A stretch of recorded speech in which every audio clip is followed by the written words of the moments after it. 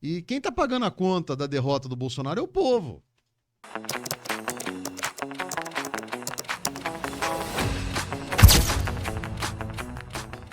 Olha, eu sou um pouco suspeito de dizer do presidente Bolsonaro, porque eu, inclusive, devo alguns favores a ele, né? Vale lembrar, a única rádio do interior de São Paulo que entrevistou ele enquanto presidente foi a Rádio Pop. E eu fui quem entrevistei ele. Então, só por isso, eu já devo favor para ele. Certo. Né?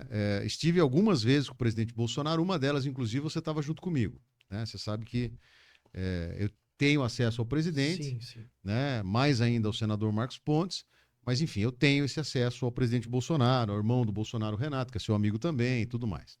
Então, veja, a gente tem que ser justo com a pessoa.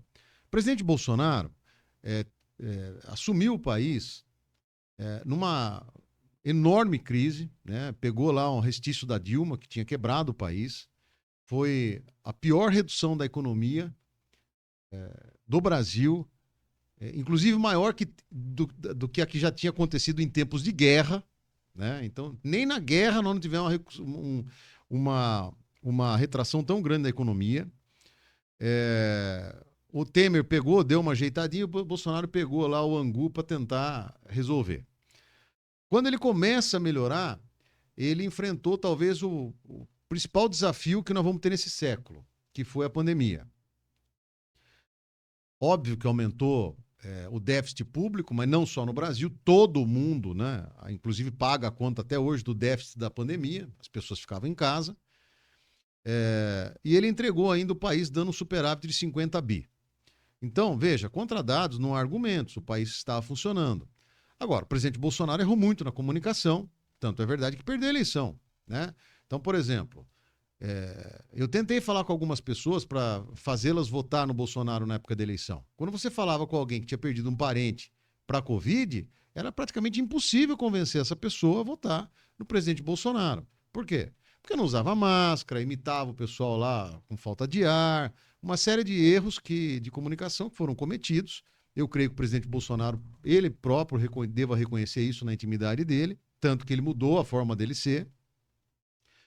Aquela questão também do enfrentamento tão grande com a imprensa, né, a ponto da imprensa simplesmente não ir mais atrás do presidente para conseguir uma entrevista, coisa desse tipo. Né? Embora seja mais fácil falar do que resistir à provocação, né? Mas o presidente realmente ele era, vamos dizer, um fio muito desencapado.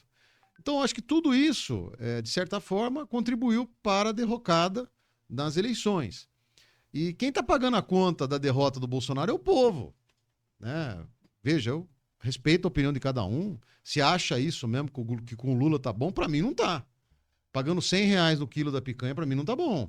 Você tá louco. Né? Aliás, E nem o ovo pagando, agora, nem né? pagando tô, né? Dá pra comer ovo de Ovo a pato, 30 pau, a E caixinha. ovo de jabuti, tem coragem de comer Então, não? nem pode, né? Então, cara, eu digo assim, pro cara que tá lá no palácio, e come, bebe, dorme, vive lá como um rei, às custas da população, tá tudo certo.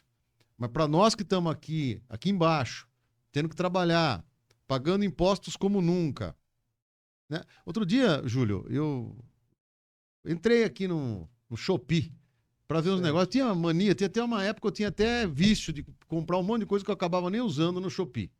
Consumismo, Né? é um Consumismo. vício. Né? Aí, cara, eu fui lá ver, a compra tinha dado R$200.